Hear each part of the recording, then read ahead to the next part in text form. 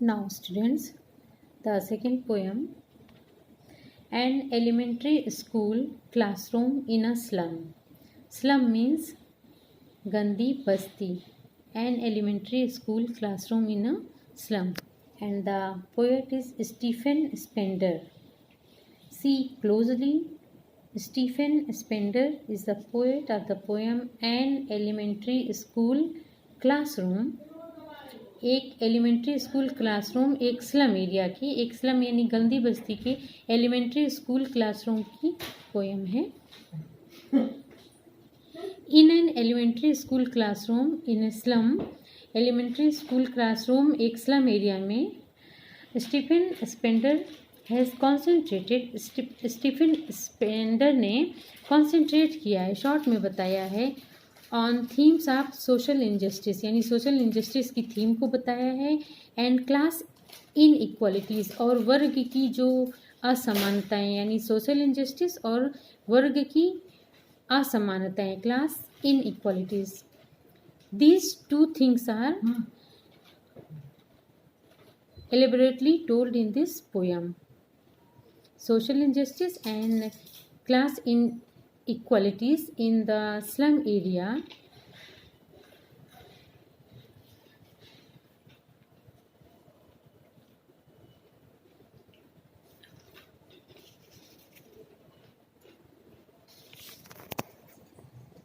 Students, in this poem, the poet gives a grim picture of the lives of poor slum children. Slum children की, poor और slum children की grim picture देता है इसमें poet.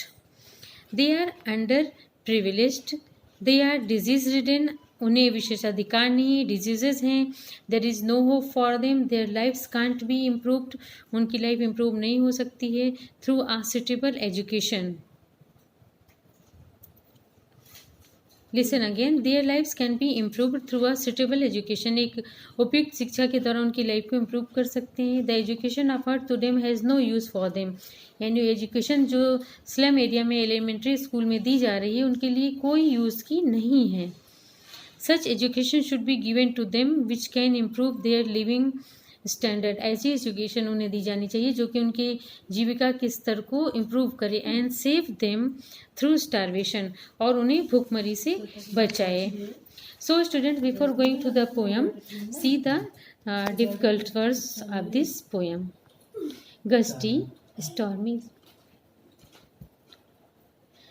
Gusty stormy, weeds means unwanted plants, stunted small या oppressed, stunted means small या oppressed, gnarled means twisted, gnarled means twisted या ऐठा हुआ, tempting attracting, cramped twisted, cramped, cramped and gnarled both have the meaning twisted. Catacombs, a subterranean, catacombs means a subterranean place for burning the dead, a subterranean place for burning the dead. Azure means sky blue. Now the stanza of the poem. Have you ever visited or seen an elementary school in a slum? क्या आपने किसी गंदी बस्ती में एक elementary यानी प्राथमिक school को देखा है? Does it look like? क्या ये इस तरह, ये कैसा दिखता है? How does it look like, ये कैसा दिखता है? The original text lines of the poem are far far from gusty waves. Students, gusty means stormy, these childrens faces means दूर दूर, स्टॉर्मी वेव्स की तरह इन बच्चों के फेसेस यानी चेहरे हैं, मीन्स स्लम एरिया के बच्चों के चेहरे स्टॉर्मी वेव्स या हवाओं की तरह है, धुंधली हवाओं की तरह है। Like rootless weeds, students, weeds means unwanted plants यानी बिना ज़रूरत के खरपतवार। लाइक रूटलेस वीड्स यानी ऐसे वीड्स जिनकी जड़ ही ना हो, उस तरह के ये बच्चे हैं। The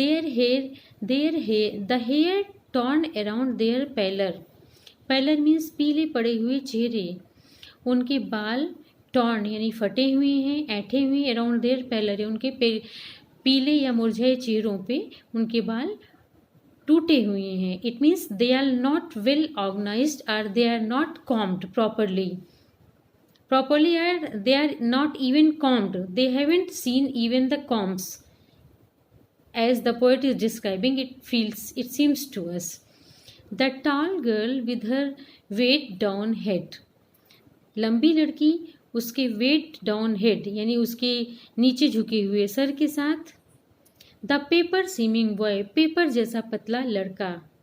you can imagine the poverty stricken physique of the children of the slum area. It means the poet is saying that the paper seeming, it means the boy was so thin as the paper with rat's eye, और चूहे की आंखों की तरह. The stunted means small या oppressed. The stunted unlucky heir. See student, HEIR, hair means उत्तराधिकारी, and HAIR, see both, ये see here, hair means बाल, and this hair, HEIR, hair means उत्तराधिकारी. The stunted means oppressed यानी प्रताड़ित. Unlucky heir means उत्तराधिकारी. Twisted bones यानी जिनकी हड्डियां ऐठी हुई हैं. Reciting a father's gnarled disease. Gnarled means twisted यानी अपने पिता के ट्विस्टेड यानी ऐठे हुए रोग को वो रिसाइट कर रहे हैं, मीन्स बोल रहे हैं, याद कर रहे हैं. It means they are not learning any lesson but they are reciting their fathers fatal disease. His lesson from his desk. It means this is the his lesson from his desk. At back of the dim classroom में, धुंधले classroom के पीछे, one unnoted. It means there is a sweet and young boy that remained unnoticed, जिसे किसी ने नहीं देखा था लेकिन वो सुंदर और यंग लड़का था. His eyes live in a dream. उसकी आंखें सपने में खोई हैं. इट मीन्स ही वॉज इमेजिनेटिंग, वो कल्पना कर रहा था. इमेजिनिंग, उसकी आंखें कल्पना कर रही थी. आप squirrel scream. Students, what were his eyes dreaming. उसकी आंखें क्या सपना देख रही थी. His eyes were dreaming of the squirrel games that the squirrels were performing in the tree room. It means the trees of that area have become hollow. Hollow means खोखले हो गए हैं. And in the hollow root, the squirrels were playing their game. Other than this, it means that young boy was dreaming about the squirrel's game in the tree's room or tree's root.